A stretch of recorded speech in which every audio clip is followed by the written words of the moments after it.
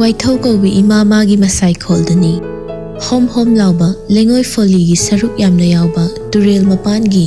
pat macha macha singdudani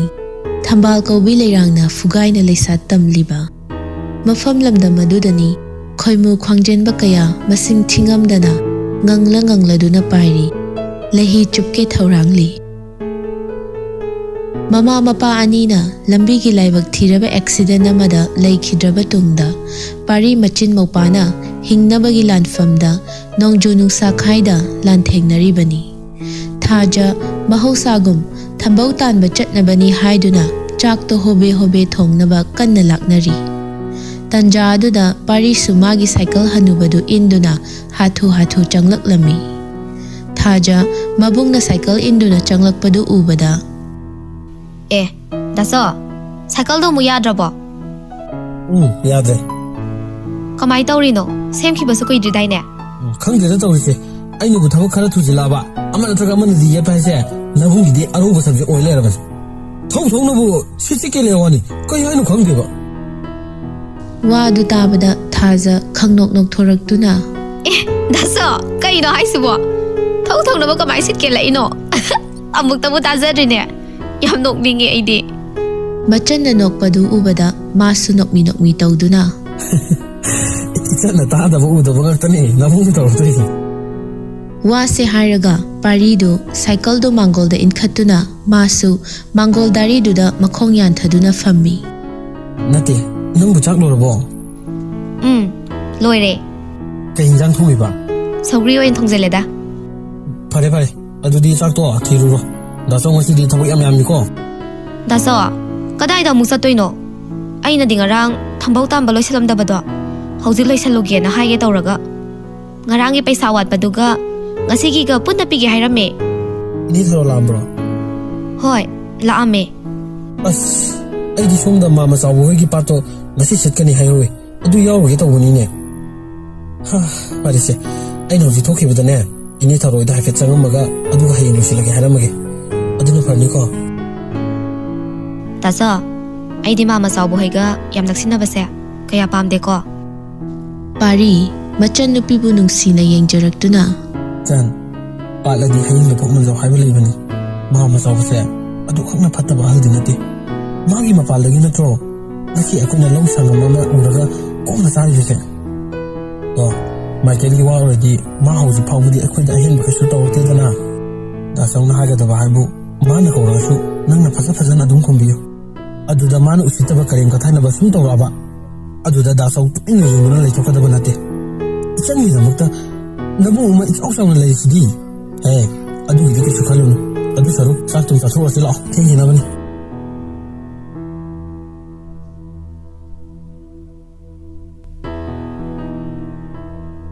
parisu pumda maksiloina khanglibani machan bo duk themjinbibagi wani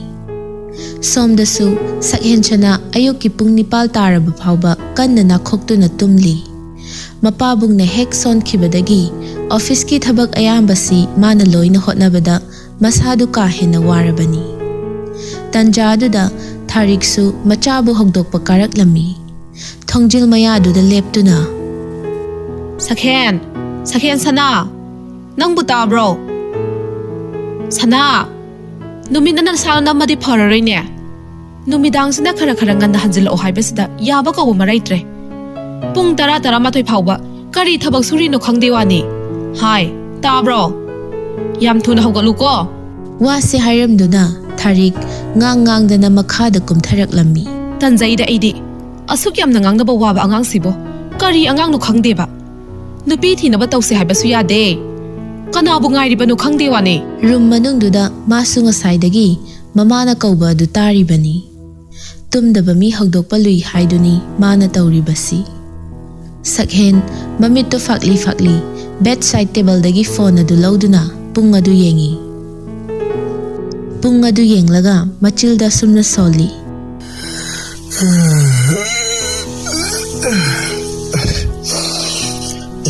ꯄꯨꯡꯁꯤꯗꯤ ꯁꯤꯅꯅꯤꯗꯅ ꯑꯩꯈꯣꯏ ꯏꯃꯥꯁꯤꯅ ꯉꯁꯥꯏꯗꯒꯤ ꯀ꯭ꯋꯥꯛ ꯁꯥꯒꯩ ꯈꯣꯡꯉꯤꯁꯤꯗꯤ ꯑꯁ ꯇꯟꯕꯨ ꯇꯜꯂꯦꯗ ꯀꯤꯆꯟꯗꯒ ꯆꯪꯉꯒ ꯆꯥꯛꯀ ꯆꯥꯗꯧꯕ ꯀꯣꯆꯤ ꯀꯣꯔꯥꯡ ꯑꯃꯨꯛ ꯀꯣꯠꯂꯛꯑꯅꯤ ꯈꯟꯕꯗꯥꯕ ꯑꯁ ꯐꯤ ꯂꯣꯏꯁꯤꯜꯂꯒ ꯇꯨꯃꯤꯟꯅ ꯆꯠꯈ꯭ꯔꯁꯤꯔꯅꯦ ꯑꯩꯕꯣ ꯑꯗꯨꯅ ꯐꯔꯅꯤ ꯇꯥꯃꯣꯂꯦꯟꯗꯨꯕꯨ ꯂꯥꯛꯈ꯭ꯔꯖꯥꯠꯂꯅꯦ ꯀꯥꯟꯅꯗꯦ ꯇꯥꯃꯣꯂꯦꯟꯗ ꯐꯣꯟ ꯑꯣꯏꯅ ꯇꯧꯁꯤꯜꯂꯒꯦ ꯁꯛꯍꯦꯟ ꯀꯣꯟꯇꯦꯛ ꯂꯤꯁꯇ ꯆꯪꯗꯨꯅ ꯃꯪꯂꯦꯝꯒꯤ ꯅꯝꯕꯔꯗꯨꯗ ꯀꯣꯜ ꯇꯧꯁꯤꯜꯂꯤ ꯍꯜꯂꯣ ꯁꯔꯃꯆꯥ ꯇꯥꯏꯌꯦ ꯀꯀꯥ ꯀꯀꯥꯕꯨ ꯍꯧꯖꯤꯛ ꯂꯥꯛꯆꯕ ꯅꯠꯇ꯭ꯔꯣ ꯀꯨꯏꯌꯦꯗ ꯑꯩꯗꯤ ꯂꯥꯛꯄ ꯁꯥꯔꯅ ꯅꯨꯡꯉꯥꯏꯅ ꯇꯨꯝꯃꯒ ꯂꯩꯕꯗꯨꯗ ꯑꯩꯁꯨ ꯍꯧꯗꯣꯛꯇ꯭ꯔꯕꯅꯤ ꯑꯩ ꯃꯈꯥꯗ ꯁꯥꯔꯒ ꯆꯥ ꯊꯛꯃꯤꯟꯅꯔꯤꯌꯦ ꯅꯠꯇꯦ ꯁꯥꯔꯅ ꯀꯣꯜ ꯇꯧꯔꯛꯏꯁꯤꯕꯨ ꯀꯩ ꯂꯩꯔꯒꯦ ꯁꯛꯍꯦꯟ ꯃꯀꯣꯛꯇꯨ ꯈꯖꯤꯛ ꯍꯣꯠꯇꯨꯅ ꯀꯀꯥ ꯂꯥꯛꯑꯗꯤ ꯌꯥꯔꯦꯗ ꯁꯥꯔꯕꯨ ꯇꯨꯝꯕ ꯍꯧꯒꯠꯂꯕꯣ ꯍꯧꯒꯠꯂꯦ ꯀꯀꯥ ꯑꯩ ꯂꯣꯏꯁꯤꯜꯂꯛꯑꯒꯦ ꯀꯀꯥ ꯉꯥꯛꯇ ꯉꯥꯏꯕꯤꯔꯝꯃꯣ ꯑꯗꯨꯗꯤ ꯑꯩ ꯊꯝꯃꯒꯦꯀꯣ ꯐꯅꯤ ꯊꯝꯕꯤꯔꯣ ꯁꯥꯔ ꯐꯣꯟ ꯑꯗꯨ ꯊꯝꯈ꯭ꯔꯕ ꯇꯨꯡꯗ ꯁꯛꯍꯦꯟ ꯐꯃꯨꯡꯗꯒꯤ ꯐꯨꯛ ꯍꯧꯒꯠꯇꯨꯅ ꯋꯥꯁꯔꯨꯝꯗ ꯆꯪꯈ꯭ꯔꯤ ꯑꯗꯨꯒ ꯃꯁꯥ ꯃꯎ ꯁꯦꯡꯗꯣꯛꯄ ꯂꯣꯏꯔꯗꯨꯅ ꯃꯁꯝ ꯃꯆꯣꯠꯄꯗꯨ ꯇꯥꯋꯦꯜ ꯑꯃꯅ ꯇꯩꯊꯣꯛꯇꯨꯅ ꯀꯤꯆꯟ ꯂꯣꯝꯗ ꯂꯥꯛꯂꯝꯃꯤ ꯊꯥꯔꯤꯛꯁꯨ ꯆꯥꯛꯇꯨ ꯊꯤꯗꯨꯅ ꯂꯩꯔꯝꯃꯤ ꯁꯛꯍꯦꯟ ꯄ꯭ꯔꯞ ꯆꯪꯁꯤꯟꯗꯨꯅ ꯗꯥꯏꯅꯤꯡ ꯆꯤꯌꯔ ꯑꯃ ꯆꯤꯡꯊꯣꯛꯇꯨꯅ ꯇꯞꯅ ꯐꯝꯊꯔꯛꯏ ꯃꯃꯤꯠꯇꯨꯅ ꯃꯃꯥꯗꯁꯨ ꯐꯂꯞ ꯌꯦꯡꯉꯤ ꯏꯃꯥꯁꯤ ꯀꯩ ꯏꯟꯖꯥꯡꯅꯣ ꯁꯤꯕꯣ ꯁꯣꯏꯕꯨꯝ ꯏꯔꯣꯝꯕꯅꯤ ꯑꯃꯗꯨꯅꯅꯦ ꯀꯥꯡꯍꯧꯅꯤ ꯁꯛꯍꯦꯟ ꯄꯤꯁꯨꯝ ꯍꯥꯏꯐꯦꯠ ꯁꯨꯛꯏ ꯋꯥꯗꯤ ꯉꯥꯡꯗꯦ ꯆꯥꯛꯇꯣ ꯈꯔ ꯈꯣꯊꯗꯨꯅ ꯇꯞꯅ ꯇꯣꯠꯄ ꯍꯧꯏ ꯇꯁꯦꯡꯅ ꯁꯛꯍꯦꯟ ꯁꯣꯏꯕꯨꯝꯁꯤ ꯆꯥꯗꯤ ꯆꯥꯅꯤꯡꯗ꯭ꯔꯕꯅꯤ ꯆꯥꯅꯤꯡꯗ꯭ꯔꯁꯨ ꯆꯥꯅꯤꯡꯗꯅ ꯈꯔꯗꯤ ꯆꯥꯁꯤꯜꯂꯤ ꯊꯥꯔꯤꯛꯁꯨ ꯇꯞꯂꯞꯅ ꯃꯆꯥꯒꯤ ꯅꯥꯀꯟꯗ ꯐꯝꯊꯗꯨꯅ ꯋꯥꯗꯨ ꯍꯧꯔꯛꯂꯝꯃꯤ ꯁꯅꯥ ꯍꯥꯏꯁꯨ ꯍꯥꯏꯕꯗꯤ ꯏꯃꯥꯒꯤꯁꯦ ꯐꯥꯒꯤ ꯅꯠꯇꯦ ꯅꯪ ꯍꯧꯖꯤꯛ ꯆꯍꯤꯗꯣ 30 ꯍꯥꯏꯔꯛꯑꯕꯅꯤꯀꯣ ꯅꯃꯥꯟꯅꯕꯁꯤꯡꯗꯤ ꯃꯆꯥ ꯀ꯭ꯂꯥꯁ 6-7 ꯇꯝꯅꯔꯕꯅꯤ ꯚꯥꯞ ꯈꯔꯗꯤ ꯇꯥꯟꯅꯁꯤꯀꯣ ꯅꯃꯥ ꯑꯩꯕꯨ ꯅꯪꯒꯤ ꯐꯤꯁꯨ ꯐꯤꯁꯥꯝ ꯇꯧꯗꯅ ꯀꯌꯥꯝ ꯀꯨꯏꯅ ꯑꯣꯠꯈꯤꯒꯦ ꯍꯥꯏꯕꯅꯣ ꯏꯃꯨꯡꯁꯤꯗ ꯀꯔꯤ ꯋꯥꯠꯄꯅꯅꯣ ꯅꯪꯅ ꯑꯁꯨꯛ ꯌꯥꯝꯅ ꯅꯥꯀꯜꯂꯤꯁꯤꯕꯣ ꯅꯪ ꯄꯥꯕꯨꯡꯗ ꯍꯥꯏꯔꯦ ꯁꯤꯗ ꯍꯦꯛꯇ ꯅꯥꯟꯊꯣꯛꯏ ꯅꯪꯒꯤ ꯈꯪꯅ ꯆꯥꯟꯅꯕ ꯂꯩꯔꯒꯁꯨ ꯍꯥꯏꯔꯛꯑꯣ ꯂꯩꯇ꯭ꯔꯦꯗꯅ ꯏꯃꯥꯅ ꯁꯤꯟꯒꯅꯤ ꯇꯥꯕ꯭ꯔꯣ ꯏꯃꯥꯁꯤꯅ ꯍꯥꯏꯔꯤꯁꯦ ꯁꯛꯍꯦꯟ ꯍꯦꯟꯖꯥꯡ ꯅꯒꯠ ꯈꯔ ꯆꯥꯅꯤꯡꯗꯕꯒ ꯃꯃꯥꯁꯤꯒꯤ ꯋꯥꯗꯨ ꯇꯥꯕꯗ ꯄꯤꯡ ꯂꯥꯎꯏ ꯐꯝꯂꯝꯕꯗꯒꯤ ꯐꯨꯛ ꯍꯧꯒꯠꯇꯨꯅ ꯕꯦꯁꯤꯟꯗ ꯃꯈꯨꯠꯇꯨ ꯍꯥꯝꯅ ꯁꯧꯔꯥꯡꯅꯅ ꯈꯨꯝꯂꯛꯂꯝꯃꯤ 이마씨, ngasiꯗꯒꯤꯅꯦ ꯑꯩꯒꯤ ꯐꯤꯒ ꯑꯝꯇ ꯁꯨꯕꯤꯔꯨꯔꯅꯨ ꯍꯣꯔꯦꯟꯗꯤ ꯏꯃꯨꯡꯒꯤ ꯊꯕꯛ ꯏꯟꯈꯥꯡ ꯑꯩꯒꯤ ꯐꯤ ꯁꯨꯕꯤ ꯆꯥꯝ ꯇꯧꯅꯕꯅꯦ ꯅꯨꯄꯥ ꯃꯆꯥ ꯑꯃ ꯄꯨꯔꯛꯆꯔꯒꯦ ꯀꯩ ꯀꯥꯟꯗꯕꯗ ꯋꯥꯊꯤ ꯋꯥꯔꯦꯝ ꯐꯤ ꯈꯔ ꯁꯨꯕꯕꯨ ꯋꯥ ꯑꯣꯏꯅ ꯇꯧꯔꯗꯅ ꯏꯃꯥꯁꯤꯅ ꯈꯜꯂꯤꯕ ꯅꯨꯄꯤꯁꯤꯡꯗꯣ ꯑꯩꯗꯤ ꯑꯝꯇ ꯄꯥꯝꯗꯦꯕ ꯋꯥꯁꯦ ꯍꯥꯏꯔꯝꯃꯒ ꯁꯛꯍꯦꯟ ꯐꯦꯠ ꯍꯥꯏꯗꯣꯛꯇꯨꯅ ꯃꯥꯒꯤ ꯔꯨꯝꯗ ꯆꯪꯈ꯭ꯔꯤ ꯊꯥꯔꯤꯛꯁꯨ ꯃꯆꯥꯅ ꯆꯪꯈꯤꯕꯗꯨ ꯌꯦꯡꯂꯒ ꯃꯆꯤꯟꯗ ꯁꯣꯜꯍꯧꯏ ꯑꯥꯏ ꯇꯧꯔꯤꯁꯦ ꯌꯦꯡꯉꯨꯅꯤ ꯃꯁꯤ ꯑꯉꯥꯡꯁꯦ ꯑꯩꯗꯤꯅꯦꯀꯣ ꯈꯣꯡꯒꯁꯦ ꯁꯥꯡꯅ ꯇꯤꯡꯊꯣꯛꯑꯒ ꯀꯞꯅꯤꯡꯕ ꯍꯥꯏꯗꯣ ꯍꯦꯛ ꯌꯧꯋꯦ ꯋꯥꯅꯤ ꯁꯤꯒꯤ ꯈꯜꯂꯨꯔꯒꯗꯤ ꯏꯆꯥꯒꯁꯦ ꯌꯥꯝꯅ ꯄꯣꯛꯄꯅ ꯐꯔꯝꯕ ꯖꯥꯠꯅꯤ ꯊꯥꯔꯤꯛ ꯃꯆꯥꯒꯤ ꯔꯨꯝ ꯂꯣꯝꯗ ꯑꯣꯟꯁꯤꯟꯗꯨꯅ ꯑꯃꯨꯛ ꯂꯥꯎꯔꯛꯂꯝꯃꯤ ꯁꯅꯥ ꯅꯪꯅ ꯅꯨꯄꯥ ꯃꯆꯥ ꯑꯃ ꯄꯨꯔꯛꯀꯅꯤ ꯍꯥꯏꯕꯗꯣ ꯄꯨꯔꯛꯄ ꯌꯥꯔꯣꯏ ꯑꯩ ꯃꯤ ꯊꯝꯕꯒ ꯑꯝꯇ ꯄꯥꯝꯖꯗꯦꯀꯣ ꯁꯛꯍꯦꯟ ꯃꯤꯔꯔ ꯃꯃꯥꯡꯗ ꯂꯦꯞꯇꯨꯅ ꯄꯣꯁ ꯀꯟꯅ ꯇꯧꯔꯤ ꯃꯁꯝꯗꯨꯁꯨ ꯂꯋꯥꯏꯗ ꯁꯤꯠ ꯅꯥꯟꯅ ꯍꯨꯒꯠꯇꯨꯅ ꯍꯥꯠꯂꯤ ꯀꯨꯂꯩ ꯀꯨꯆꯨꯗꯒꯤ ꯈꯔ ꯄꯥꯟꯊꯣꯛꯏ ꯃꯌꯥꯗꯨꯁꯨ ꯅꯥꯀꯟ ꯅꯥꯝ ꯑꯃ ꯄꯣꯏ ꯕ꯭ꯂꯦꯛ ꯐꯣꯔꯃꯦꯜ ꯄꯦꯟ ꯑꯃꯁꯨ ꯁꯦꯠꯂꯤ ꯐꯨꯔꯤꯠꯇꯨꯁꯨ ꯕ꯭ꯂꯦꯛ ꯀꯂꯔꯒꯤ ꯐꯣꯔꯃꯦꯜ ꯁꯔꯠ ꯑꯃ ꯂꯤꯠꯂꯤ ꯈꯨꯗꯥꯡꯗꯅ ꯒꯣꯜ ꯀꯂꯔꯒꯤ ꯋꯥꯠꯆ ꯑꯃꯁꯨ ꯁꯤꯔꯤ 5.11 ꯌꯧꯔꯞ ꯋꯥꯡꯕ ꯃꯇꯝꯁꯤꯒꯤ ꯌꯛ ꯂꯥꯎꯕ ꯁ꯭ꯇꯥꯏꯂꯤꯁ ꯑꯣꯏꯕ ꯄꯥꯈꯪꯅꯤ ꯔꯨꯝ ꯑꯗꯨꯗ ꯂꯩꯔꯤꯕ ꯄꯣꯠꯆꯩ ꯈꯨꯗꯤꯡꯃꯛ ꯃꯐꯝ ꯆꯥꯅ ꯊꯝꯃꯤ ꯇꯟꯖꯥ ꯑꯗꯨꯗ ꯀꯣꯜꯁꯨ ꯂꯥꯛꯂꯝꯃꯤ ꯁꯛꯍꯦꯟ ꯄ꯭ꯔꯞ ꯆꯪꯁꯤꯟꯗꯨꯅ ꯇꯦꯕꯜ ꯃꯊꯛꯇꯒꯤ ꯐꯣꯟꯗꯨ ꯂꯧꯈꯠꯇꯨꯅ ꯄꯥꯏꯈꯠꯂꯤ ꯍꯦꯜꯂꯣ ꯑꯔꯀꯦ ꯇꯥꯏꯅꯦ ꯅꯪ ꯍꯧꯖꯤꯛ ꯀꯩꯗꯧꯔꯤꯅꯣ ꯑꯣꯐꯤꯁ ꯆꯠꯀꯦꯅ ꯂꯣꯏꯁꯤꯜꯂꯤꯌꯦ ꯉꯥꯏꯈꯣ ꯑꯗꯨꯗꯤ ꯋꯥꯆꯞꯇ ꯆꯪꯉꯣ ꯑꯩ ꯐꯣꯇꯣ ꯑꯃ ꯊꯥꯔꯛꯀꯦ ꯑꯁ ꯅꯪ ꯑꯃꯨꯛ ꯍꯧꯔꯛꯑꯕ ꯍꯧꯔꯛꯄ ꯅꯠꯇꯦ ꯃꯤ ꯑꯩꯈꯣꯏ ꯁꯥꯏꯒꯤ ꯃꯃꯥꯟꯅꯕꯤꯅꯤ ꯅꯔꯁꯅꯤ ꯃꯁꯛ ꯌꯥꯝ ꯐꯖꯕꯅꯤ ꯂꯝꯕꯨꯗꯤ ꯊꯥꯡꯃꯩꯕꯟꯗꯒꯤꯅꯤ ꯑꯁ ꯌꯥꯔꯦꯗ ꯑꯩ ꯅꯣꯏꯅ ꯊꯥꯔꯛꯄ ꯐꯣꯇꯣꯁꯦ ꯑꯩ ꯄꯦꯟꯖꯔꯦꯀꯣ ꯐꯖꯔꯕꯅꯦꯅ ꯁꯤꯗ ꯇꯞꯇꯥꯒꯩ ꯀꯦꯁꯤꯜꯂꯅꯤ ꯑꯗꯨꯒ ꯑꯃꯨꯛ ꯕ꯭ꯌꯨꯇꯤ ꯄ꯭ꯂꯁꯇ ꯑꯃꯨꯛ ꯀꯥꯞꯁꯤꯜꯂꯅꯤ ꯑꯗꯨꯗꯩꯗꯤ ꯂꯣꯏꯔꯦ ꯎꯅꯕ ꯆꯠꯄ ꯀꯥꯟꯗꯗꯤ ꯃꯃꯥꯏꯗꯣ ꯃꯍꯤꯡ ꯈꯔ ꯀꯥꯔꯝ ꯃꯌꯥ ꯈꯔ ꯆꯥꯎꯔꯝ ꯌꯥꯔꯦ ꯑꯩ ꯄꯦꯜꯂꯦꯀꯣ ꯑꯗꯨꯒꯨꯝꯕ ꯅꯨꯄꯤꯗꯣ ꯂꯧꯗꯣꯏ ꯁꯔꯨꯛꯄꯨꯗꯤꯅꯦ ꯑꯩ ꯕꯤꯅꯥꯕꯣꯟꯗ ꯆꯠꯂꯒꯅꯦ ꯂꯥꯏ ꯑꯣꯏꯅ ꯅꯤꯡꯉ ꯂꯩꯖꯔꯨꯔꯒꯦ Ngai ko wani nang bo. Sidi na hangi duga mana di wani. Thaga bani yo. Adu mu yenga natin ta kai ai ngawre na ina ta chala ko yaro ko. Yes, wari faudi nangsu fazali ni ne. Sakhen nokfet tawna WhatsApp ta changlaga photo du pisum khajik suk tu na yengi. Asomdagi James na.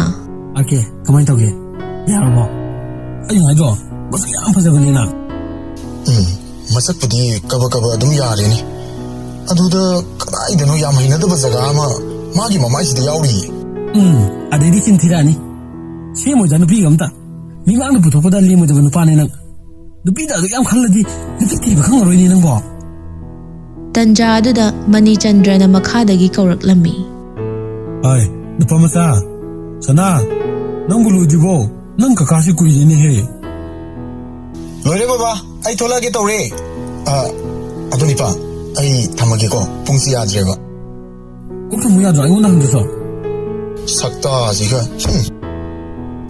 Asumna anidu form thamnaraba tungda sakhen makhada kumtharaktuna. Babo, ai saluki ke. Kaka, thos. Ho ho. Adudi sir, ai mu saluki ye. Bare, salu. Mani Chandra machada muk onsilaktuna. Bai khale. Nangbu mapandagi company mi khara thungrani habudu karum kandano. Babo, khara walida. Next month ni haber kanu mahal bani. Hayeng lam dai da dum call tor kani. Oh, pare. Chalo. Thingrani. Anidusu gari du thauduna chatkri. Machin mopa anidusu chak ising chaba loiraduna parisu patta chatnabani haiduna makhutta khaw ama yanduna thoglaklammi. Aduga machan nupida muk onsilaktuna. Chan, da sau saluki ki ko. Nang imung dale su thungo da fajana lonsilu. Yimle chathokanu ko. Hoi da so. Wa se hairamduna parisu thoglaklammi. Tanja aduda nganthoishu thongalda muk thengnari. Da so, ka ja toino. Anthoi, nang la piam phare he. Phani. Singmani he. Ai mama chawbo gi pato sitkani ye. Adu gi chaluki gi tawani. Nate, nang ekoi da ngak leram ba yadu ne tro. Yaraga di ekoi changa kani minamo. Nang gi so ringa saru khai bini da. Nganthoidu pairapna yenglaklammi. Nga budi khai bi da su yare da. Wa haidu na penjare. Hoi da. Noi budi pisa pai bani na lera ga dum charang ngani. Ekoi di adu ngamda bani na tharu ki ge. Da so, marau le na wa ngang ga no. Sumna ngang na se. Ai nang da yam sawningi bani ko. Haujal sanu. Hema, marong le bana ti ni. Masidi ba. Yare. Nang ga marai tongna bagi matam natre. Chaluki ko. Nganthoi chatkriba paribu yengduna machinda sumna solhawi. Kari no pano khangde wani. Nong ta su phajana menta na wai sana ba phangde ba. Nusinari ne tawri se. Ai na koira, ma na koira. Ba ka mata ta silaktre. Pakhang ni na nong ta su koi ba khotpa ga se. Su cha chatning thebra khangde ba. Ai na somda ma lumingai da hanukhi bana handore. Ma na di ba sun ta ta bi da ba. Nganthoina murum sonduna changlakpadu thajana uraduna. Se, lambi da kana thengnarapagi no. Yam sauna sangpa malida. Jan, ni da so si bu pakhang ni haiba se loina ka ra za lo. Mangar amata leitaba mi dongna tawe wani. Se, lairaba misang sangga leijadaba nomagi sara hendanaba hotnabada bidiga laibaga ngaihak leita lang thenaribasdabu kadaidagi mangal no khoida songna lawrudoisibo ado se na khoida sawbudi thadoga chakhinu ko Thaja khazik nungaitana. Jan, nang na wakhando ba amalom na sakre. Se na haibati malai nang ni haiba natte. Nupa amu ibagi masase kita su etip oyu haibani. Nimi chupagi masase mathanta sumhantha jandana leirati tungi punsi dadi kari oigene. Mina su usiloi adugi haibani. Nganthoi thajabu haifet konbirai. ado se khoida saw se nang na khara semtok piyoba aina di oiraroiba. Jan, ni da so simtok pa haiba se arai ba thabati oiraroi. Mami tangwa mida sangom se kari masuno haibado aduga chap mana doini. Rama sajiro oirasu khadang na di master ni mana oirise. Nate Jan, hauji ibani bazada amuta chalusiro. Se kai leibano ꯂꯪ ꯈꯔꯁꯨ ꯂꯧꯒꯦ ꯑꯗꯨꯒ ꯅꯣꯏ ꯇꯥꯆꯧ ꯅꯄꯥꯅꯤꯒꯤ ꯐꯨꯔꯤꯠꯁꯨ ꯂꯩꯔꯛꯁꯦ ꯆꯠꯄꯨꯗꯤ ꯆꯠꯂꯨꯁꯦ ꯑꯗꯣ ꯐꯨꯔꯤꯠꯇꯤ ꯂꯩꯔꯒꯨꯝꯁꯦ ꯅꯍꯥꯟꯃꯨꯛ ꯆꯦꯅ ꯂꯩꯕꯗꯨꯁꯨ ꯍꯟꯅ ꯑꯗꯨꯝ ꯂꯩꯔꯤꯌꯦ ꯗꯥꯆꯧꯒꯤꯁꯨ ꯂꯩꯔꯤꯕꯅꯦ ꯇꯣꯏꯅ ꯆꯠꯊꯣꯛꯄ ꯅꯠꯇꯕꯅꯤꯅ ꯀꯩꯗꯧꯅꯤ ꯄꯪꯂꯩ ꯂꯩꯁꯤꯜꯂꯒ ꯑꯦ ꯅꯣꯏꯗ ꯑꯗꯨꯝ ꯊꯝꯖꯤꯜꯂꯨ ꯍꯥꯏꯕ꯭ꯔꯣ ꯑꯩꯅ ꯈꯜꯂꯤꯅꯦ ꯁꯨꯡꯂꯤ ꯂꯤꯠꯄ ꯎꯗꯦꯅ ꯅꯪꯅ ꯂꯤꯠꯇ꯭ꯔꯤꯁꯦ ꯄꯥꯝꯗꯦ ꯍꯥꯏꯔꯣ ꯑꯗꯨꯒꯤ ꯅꯠꯇꯤꯌꯦ ꯌꯥꯝ ꯄꯥꯝꯃꯦ ꯁꯨꯝ ꯄꯥꯝꯃꯨꯗꯅ ꯂꯤꯠꯇꯕꯅꯦ ꯍꯧꯖꯤꯛ ꯆꯠꯄꯗ ꯂꯤꯠꯂꯒꯦ ꯆꯦꯅ ꯑꯩꯈꯣꯏꯒꯤ ꯇꯧꯕꯤꯕ ꯃꯌꯥꯝꯁꯦ ꯈꯜꯂꯨꯕꯗ ꯑꯩꯗꯤ ꯏꯀꯥꯏꯕ ꯑꯃ ꯌꯥꯎꯔꯕꯅꯦ ꯇꯥꯅꯤꯡꯗꯦꯀꯣ ꯑꯩꯕꯨ ꯃꯤꯇꯣꯞꯂꯣ ꯅꯣꯏꯒꯤ ꯂꯩꯇꯅ ꯑꯩꯕꯨ ꯀꯅꯥꯒꯤ ꯂꯩꯗꯣꯏꯅꯣ ꯉꯥꯏꯈꯣ ꯅꯣꯏ ꯇꯥꯆꯧꯅ ꯍꯣꯔꯦꯟ ꯃꯉꯣꯟꯗ ꯍꯥꯏꯔꯝꯗꯦꯅ ꯑꯃꯨꯛ ꯉꯥꯡꯗꯣꯏꯖꯥꯠꯂꯣ ꯉꯥꯡꯉꯣꯏꯌꯦ ꯍꯣꯏꯗ ꯉꯥꯡꯁꯅꯨ ꯑꯩ ꯇꯧꯒꯦ ꯐꯔꯦ ꯑꯗꯨꯗꯤ ꯅꯪꯁꯨ ꯂꯣꯏꯁꯤꯜꯂꯝꯃꯣ ꯑꯩꯁꯨ ꯐꯠ ꯂꯣꯏꯁꯤꯜꯂꯒ ꯂꯥꯛꯑꯒꯦ ꯍꯣꯏꯁꯦ ꯑꯁꯤ ꯍꯥꯏꯔꯝꯃꯒ ꯉꯥꯟꯊꯣꯏꯁꯨ ꯆꯠꯈ꯭ꯔꯦ ꯊꯥꯖꯁꯨ ꯇꯟꯗꯦ ꯃꯥꯟꯗꯦ ꯇꯧꯗꯨꯅ ꯏꯃꯨꯡꯗ ꯆꯪꯂꯛꯂꯝꯃꯤ ꯃꯥ ꯇꯁꯦꯡꯅ ꯆꯠꯇꯤ ꯆꯠꯅꯤꯡꯗ꯭ꯔꯕꯅꯤ ꯑꯗꯨꯕꯨ ꯉꯥꯟꯊꯣꯏꯅ ꯍꯥꯏꯕꯁꯤꯗ ꯍꯤꯛꯇꯣꯛꯄ ꯉꯝꯗꯕꯅꯤ ꯃꯤꯡꯁꯦꯜ ꯃꯃꯥꯡꯗꯨꯗ ꯁꯦꯀꯦꯟ ꯈꯔ ꯂꯦꯞꯇꯨꯅ ꯃꯤꯡꯁꯦꯜꯗ ꯇꯥꯔꯤꯕ ꯃꯃꯤꯗꯨꯗ ꯉꯥꯏꯍꯥꯛ ꯇꯨꯃꯤꯟ ꯌꯦꯡꯗꯨꯅ ꯂꯩ ꯀꯔꯤ ꯋꯥꯈꯜꯕꯨ ꯈꯜꯂꯤꯕꯅꯣ ꯉꯥꯏꯍꯥꯛ ꯑꯁꯨꯝꯅ ꯂꯩꯔꯕ ꯇꯨꯡꯗ ꯊꯥꯖ ꯃꯈ꯭ꯋꯥꯡ ꯃꯄꯥ ꯌꯧꯔꯞꯅ ꯁꯥꯡꯂꯤꯕ ꯃꯁꯝ ꯑꯗꯨ ꯄꯨꯜꯂꯝꯕꯗꯒꯤ ꯊꯥꯗꯣꯛꯇꯨꯅ ꯍꯥꯠꯄ ꯍꯧꯏ ꯑꯗꯨꯒ ꯀꯞꯕꯣꯔꯗꯇꯨ ꯑꯃꯨꯛ ꯍꯥꯡꯗꯣꯛꯇꯨꯅ ꯅꯍꯥꯟ ꯉꯥꯟꯊꯣꯏꯅ ꯂꯩꯕꯤꯕ ꯂꯦꯚꯦꯟꯗꯔ ꯀꯂꯔꯒꯤ ꯇꯣꯞꯁꯇꯨꯃ ꯂꯤꯠꯁꯤꯜꯂꯤ ꯑꯗꯨꯒ ꯃꯨꯀꯥ ꯐꯅꯦꯛ ꯂꯦꯚꯦꯟꯗꯔ ꯀꯂꯔꯒꯤ ꯑꯃꯁꯨ ꯁꯦꯠꯆꯤꯜꯂꯤ ꯉꯧꯔꯣꯛ ꯉꯧꯕ ꯈꯨꯗꯥꯡꯗꯨꯗ ꯁ꯭ꯇꯤꯜ ꯀꯂꯔꯒꯤ ꯒꯥꯔꯤ ꯃꯆꯥ ꯄꯤꯛꯇꯛ ꯇꯧꯕ ꯑꯃꯁꯨ ꯁꯤꯖꯤꯜꯂꯤ ꯐꯖꯔꯤꯁꯤꯒꯤ ꯃꯊꯛꯇ ꯃꯤ ꯄꯨꯝꯅꯃꯛꯄꯨ ꯉꯧꯍꯜꯂꯒꯦ ꯍꯥꯏꯕꯒꯤ ꯃꯇꯥꯒꯨꯝ ꯃꯈꯖꯥꯏ ꯑꯅꯤꯗ ꯂꯩꯔꯤꯕ ꯗꯤꯝꯄꯜꯗꯨꯅ ꯑꯃꯨꯛꯀ ꯍꯦꯟꯅ ꯔꯥꯁꯤ ꯍꯥꯞꯈ꯭ꯔꯦ ꯐꯖꯩ ꯍꯥꯏꯅꯔꯤꯕ ꯁꯔꯒꯒꯤ ꯖꯒꯣꯏ ꯁꯥꯕꯤ ꯑꯞꯁꯔꯥ ꯑꯗꯨꯕꯨ ꯃꯥꯒꯨꯝꯅ ꯐꯖꯔꯝꯒꯗ꯭ꯔꯥ ꯑꯁꯨꯝꯅ ꯂꯩꯔꯤꯉꯩ ꯃꯄꯥꯜꯗꯒꯤ ꯉꯥꯟꯊꯣꯏꯅ ꯑꯃꯨꯛ ꯀꯧꯔꯛꯂꯝꯃꯤ ꯆꯥꯟ ꯅꯪ ꯂꯣꯏꯔꯕꯣ ꯍꯣꯏ ꯆꯦ ꯂꯣꯏꯔꯦ ꯂꯥꯛꯑꯣ ꯑꯗꯨꯗꯤ ꯊꯥꯖ ꯄ꯭ꯔꯞ ꯄ꯭ꯔꯞ ꯊꯣꯛꯂꯛꯇꯨꯅ ꯊꯣꯡ ꯑꯗꯨ ꯁꯣ ꯂꯣꯟꯁꯤꯜꯂꯤ ꯑꯗꯨꯒ ꯃꯥꯡꯒꯣꯜꯒꯤ ꯐꯝꯃꯦꯟꯗ ꯊꯦꯠꯂꯤꯕ ꯃꯄꯥꯒ ꯃꯃꯥꯒꯒꯤ ꯐꯣꯇꯣꯗ ꯃꯈꯨꯠ ꯑꯅꯤ ꯂꯣꯟꯅꯖꯗꯨꯅ ꯈꯨꯔꯨꯝꯖꯔꯛꯏ ꯏꯃꯥ ꯕꯕꯥ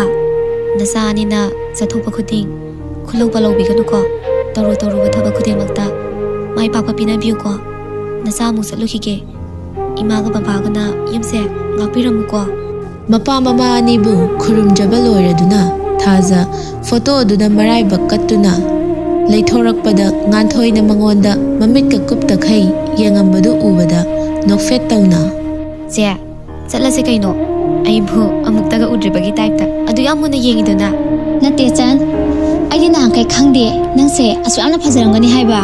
ꯅꯣꯏ ꯗꯥꯆꯧꯅ ꯀꯔꯤꯝꯇ ꯆꯠꯊꯣꯛꯄ ꯌꯥꯔꯝꯗ꯭ꯔꯤꯕꯁꯤꯗꯤ ꯃꯔꯝ ꯂꯩꯔꯝꯃꯦꯗꯅ ꯑꯩꯅꯦ ꯅꯪ ꯄꯨꯔꯒ ꯆꯠꯇꯣꯏꯁꯦ ꯀꯤꯁꯤꯜꯂꯛꯑꯦꯀꯣ ꯑꯩꯒꯤ ꯏꯆꯟꯁꯦ ꯋꯥꯐꯝ ꯑꯣꯟꯅꯗꯅ ꯍꯦꯛ ꯃꯥꯡꯉꯤꯗ ꯍꯦ ꯁꯣ ꯅꯪꯁꯦ ꯐꯠꯇꯦꯗꯀꯣ ꯑꯩ ꯇꯁꯦꯡꯅ ꯅꯪꯉꯣꯟꯗ ꯋꯥꯔꯧꯏ ꯊꯥꯖ ꯑꯌꯤꯡꯕ ꯃꯤꯅꯣꯛ ꯑꯃ ꯅꯣꯛꯇꯨꯅ ꯆꯠꯁꯤ ꯂꯥꯛꯑꯣ ꯕꯥ ꯋꯥꯊꯤ ꯇꯧ ꯂꯩꯔꯅꯨ ꯆꯦꯒꯤ ꯋꯥꯁꯤꯗꯤ ꯑꯩ ꯁꯨꯝ ꯅꯣꯛꯅꯤꯡꯉꯛꯇꯣꯔꯦꯀꯣ ꯑꯁꯤꯕꯨ ꯋꯥꯅꯦꯅ ꯑꯁꯨꯝꯅ ꯑꯅꯤꯗꯨꯁꯨ ꯂꯥꯏꯟ ꯒꯥꯔꯤ ꯇꯣꯡꯗꯨꯅ ꯏꯝꯐꯥꯜ ꯃꯥꯏꯀꯩ ꯄꯥꯡꯂꯛꯂꯝꯃꯤ ꯁꯛꯍꯦꯟꯁꯨ ꯒꯣꯄꯥꯜꯗ ꯊꯕꯛꯁꯤꯡꯗꯨ ꯁꯤꯟꯅꯔꯝꯗꯨꯅ ꯂꯩꯃ ꯁꯣꯞꯄꯤꯡ ꯇꯝꯅ ꯂꯥꯛꯂꯤ ꯂꯤꯠꯂꯤꯕ ꯐꯨꯔꯤꯠꯀꯤ ꯉꯛꯁꯝꯒꯤ ꯕꯇꯟꯗꯨ ꯍꯥꯏꯐꯦꯠ ꯊꯥꯗꯣꯛꯏ ꯈꯨꯗꯥꯡꯗꯨꯁꯨ ꯃꯊꯥꯡ ꯑꯃ ꯑꯅꯤ ꯊꯦꯛꯀꯠꯂꯤ ꯁꯨꯝ ꯂꯥꯛꯄꯅ ꯂꯩꯃ ꯁꯣꯞꯄꯤꯡ ꯃꯣꯜꯒꯤ ꯊꯣꯡꯗꯨ ꯍꯥꯡꯇꯣꯛꯇꯨꯅ ꯆꯪꯒꯦ ꯇꯧꯕꯗ ꯃꯅꯨꯡꯗꯒꯤ ꯊꯣꯛꯂꯛꯄ ꯅꯨꯄꯤꯗꯨꯒ ꯃꯄꯥ ꯆꯥꯅꯅ ꯍꯦꯛ ꯊꯦꯡꯖꯤꯟꯅꯩ ꯉꯥꯏꯍꯥꯛꯇꯤ ꯑꯅꯤꯗꯨ ꯃꯤꯠꯆꯥꯅꯩ ꯊꯥꯖ ꯁꯛꯍꯦꯟꯒꯤ ꯃꯤꯠꯌꯦꯡꯗꯒꯤ ꯈꯖꯤꯛ ꯊꯩꯗꯣꯛꯇꯨꯅ ꯁꯣꯔꯤ ꯋꯥꯁꯦ ꯍꯥꯏꯔꯝꯗꯨꯅ ꯆꯠꯈ꯭ꯔꯦ ꯁꯛꯍꯦꯟꯗꯤ ꯀꯔꯤꯒꯨꯝꯕ ꯑꯃ ꯍꯥꯏꯅꯤꯡꯕꯒꯨꯝ ꯃꯌꯥ ꯈꯖꯤꯛ ꯀꯥꯗꯨꯅ ꯃꯆꯤꯜ ꯂꯦꯡꯗ ꯆꯠꯈ꯭ꯔꯤꯕ ꯅꯨꯄꯤꯗꯨꯕꯨ ꯇꯨꯃꯤꯟ ꯌꯦꯡꯗꯨꯅ ꯂꯩꯍꯧꯏ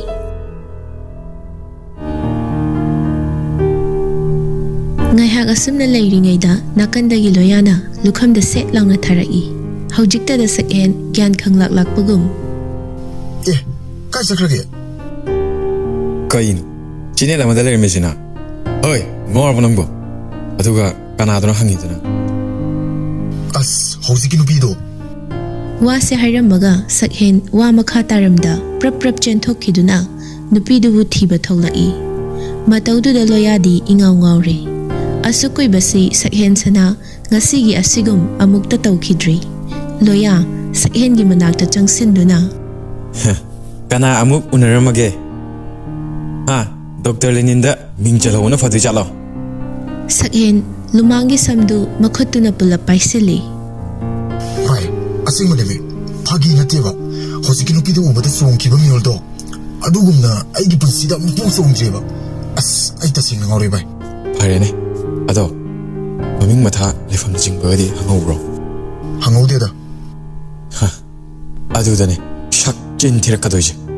sakhen sana loya gi makhuttu paisinduna laose nangne sinthi gira kai dogege nang to putor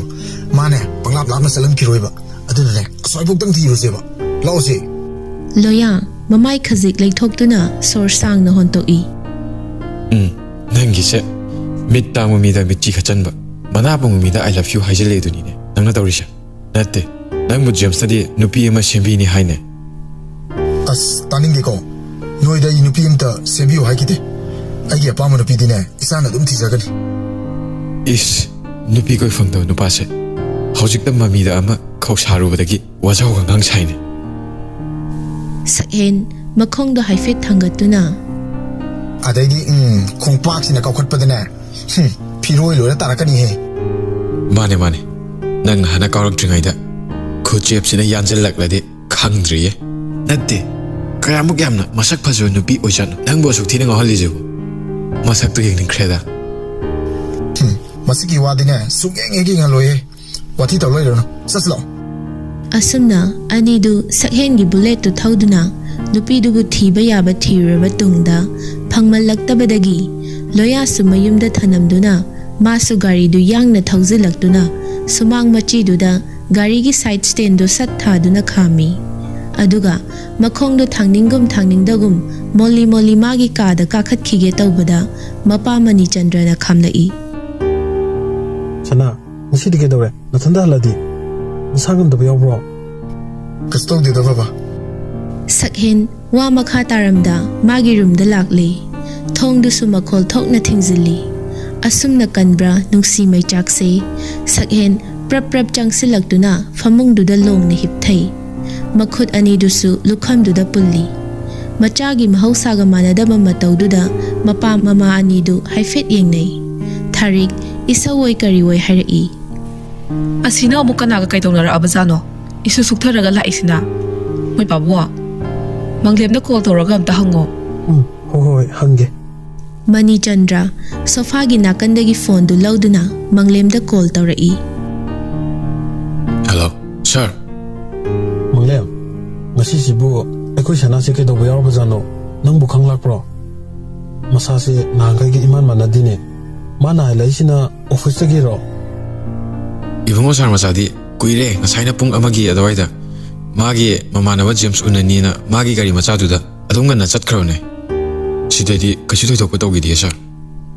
Mani Chandra marau leiba wangangda to adudagi adum haurabani soibase aina mabu mathanda thadokonu haidro yeknaba yamina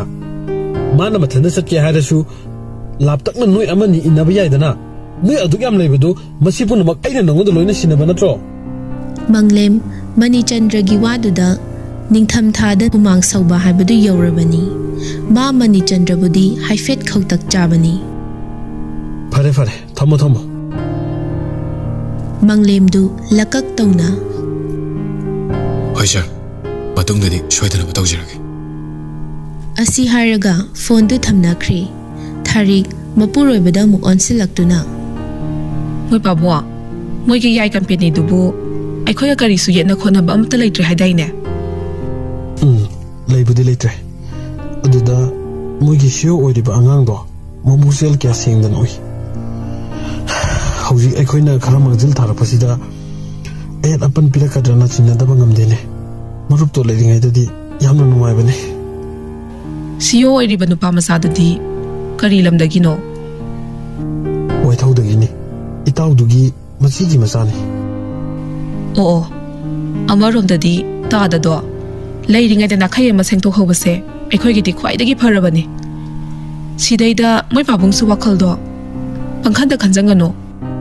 hoida farese nasanu pa do waramani kari no chana ba khara sembingro hoi Thariksu haugattuna kitchen da changkhre aduga coffee cup amaga samosa aniga paiduna machagi room tamna kakhalai Sana Sana thong se amta hangtu use kaidawri no nangbo tabro haibane Sana Sakhen sana ngai hak tum tharuraba male mama na kawbadu tabada makeup khangthok thoklaktuna Imasia kai haiduino ai ngakte tum kiye amte yelakino kaidorage Haima masidi ngawidana hौजिक पु तुम मतमलो तुमगे हाइरसुने coffee गसे थागा फजना तुमु थोंग से हानम ता हांगुसे नोय पाबुंग तारदि अमुक लाउरा अनि हाइबने अस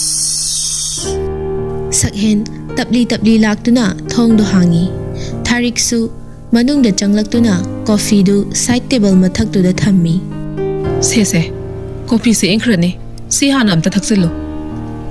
करिनो ने संखिबदि फना कुइरे हौजिक फाव मा फि होंगमद्रिने नति नंगबो ngasi se kai dawri haibano Imasia kastodi habane kari nu gangde pangang dangi ba hai hangdadi nangbu na hangkai smain halak pro manung asuk yamna kanba angang si bukari angang nu khangde mi pharoi dawri ba masani da pamalavani nuina popana sabo kyam phane ge nasindo yam khumning bra haibu pakhang hanu banang sai sani ko Thariksu wa se haram duna isau lang dana thoklakle masi yam thuna nupi thi jambi da yaroi dawri nongma gi pharakadra hairaga angang masa ondana gangna basum yasilaktreba Sakhen mama na ngangli ba mayam du mathun mana daga happy banate mondrang ama dani leiriba du ngai hak asumna leiraba tungda wakhal ama lakpagum phamlambadagi fuk haugatuna mafi do fat hongdoi aduga magi room da attached story ba washroom du da changki kuide prap tholaktuna sofa du da git phamthai phone do ngai hak chingkhat chingda tawraba tungda James ta call tawshili Hello Arke nang asai lakani haraga lakchodi ke dore la me adudane ai fara am ta dana chalaba siwa se toksi ai na wonda ke nom dangi ne amu ka doroge ngasai nangi tukanda lavender color gi panik set panu pim lambro lavender color da nate loi suge la me ka doroge ai na se kumune oi mi la me ba adu ka doroge habani masakti yam fajakibini ne angang di khara mali khara senior oi banu bi amaga la me nang di kamai khangi ba